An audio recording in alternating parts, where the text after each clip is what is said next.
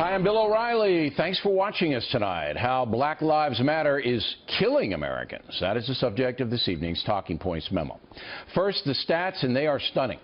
Since the Ferguson chaos, murders in the USA's 50 largest cities are up close to 17%, and much higher in cities with large black populations. In Chicago, for example, this year alone, shootings up around 80%. Why? Because the Chicago police have stopped stopping suspicious people. So-called pedestrian stops are down 90% in the Windy City. When you fail to police proactively, people commit more crimes. The media will not spotlight that much of the violent crime in America is being committed right now by young black men. In fact, black males between the ages of 14 and 17 commit homicide at a rate 10 times higher than white and Hispanic male teenagers combined. And blacks of all ages commit homicide at a rate 8 times higher than whites and Hispanics combined. Conclusion? There is a violent subculture in the African American community that should be exposed and confronted. Enter the Black Lives Matter crew, which roams around the country promoting a false narrative that American police officers are actively hunting down and killing blacks. Here's the truth. Police shot whites at a rate of 50% in 2015. Police shot blacks at a rate of 26%.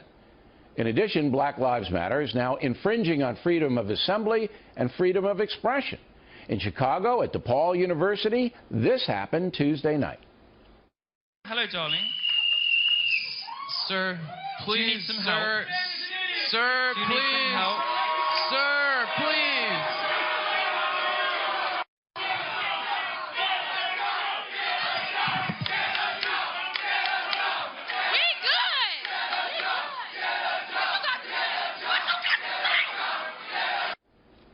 So there's no question Black Lives Matter is affecting what we do here in the USA.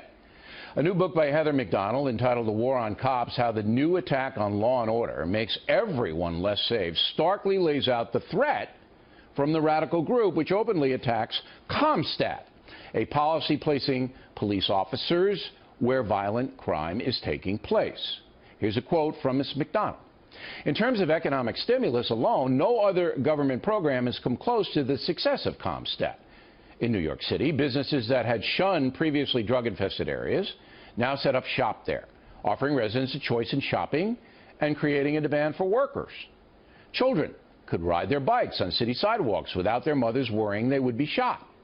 But the crime victories of the last 2 decades and the moral support on which law and order depends are now in jeopardy, thanks to the falsehoods of the Black Lives Matter movement. So summing up, thousands more Americans are being murdered because police are being more passive since the Ferguson situation and the Black Lives Matter protests. Talking Points believes every American should know that, should know the truth. Sympathetic media and many race hustlers are backing Black Lives Matter. And the final indignity, members of the group have even been invited to the White House. And that's a memo. Now for the top story reaction with us here in New York City, Eric Gusser, an attorney and political commentator. So the unintended consequences of the Black Lives Matter movement is a rise in murder. Do you buy that? I don't buy that at all, Bill. The stats are just an accident, a coincidence? What? No, the police officers need to do their jobs. And if they did their jobs effectively, then that would calm down the murder rate. Because the police officers after Ferguson, they said, well, we're just not going to police because we're being held accountable for what we've done. Then they're not doing their jobs. So you see that the policing is less aggressive then? Oh, that's true. You just say it's less aggressive because what it was abusive. And they've stopped being abusive. Is that the point you're trying to make? Some of the abuses have been brought to light. For example, many police departments have gone to body cameras in order to hold police accountable for the things that they do. Or vice versa. Right, or people pull out their camera phones. But if the police officer is doing the right thing, then they're going to be okay. And that was the problem. Do you believe that Black Lives Matter has a right to interrupt that speech at DePaul University and turn it into a circus? I don't necessarily agree with what they did at DePaul. Wait, necessarily? What does that mean? I don't agree with what they did at DePaul. All right, so you think that's wrong? I do think that's wrong. Okay. Do you believe that Black Lives Matter has put out a propaganda about American police generally hunting down young black men, when the stats show twice as many white men are killed by police than black men. That is not propaganda. Let me tell you why. In many communities, when you're being over-policed, when you're being harassed by police, when you're being stopped unnecessarily by police, that's what these young people are experiencing. So they're talking about their truths and what they experience on a daily basis. But they don't understand the big picture on why they're being stopped. In Chicago, the stat is that stops that you're talking about, and you don't like, are down 90%, okay? 90%. Shootings are up 80%. Counselor, do you see any correspondence between not stopping and the rise in shooting? There may be. Yes or no? I'm not sure, because it depends on the rest of the statistics. Does it impact? The shooting is a shooting. But you're talking about stopping versus shooting.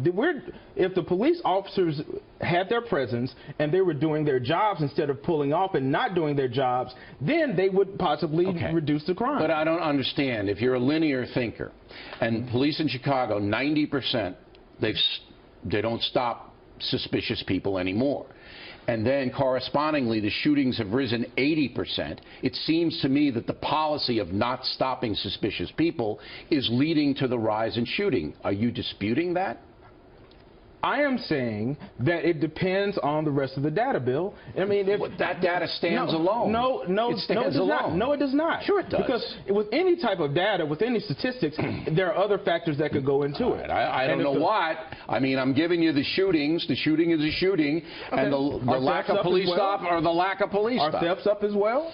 In Chicago, violent crime is up in almost every category. Theft, I'm not sure. All right, Counselor, good debate. We appreciate you coming in and taking a fire. Thank you very much.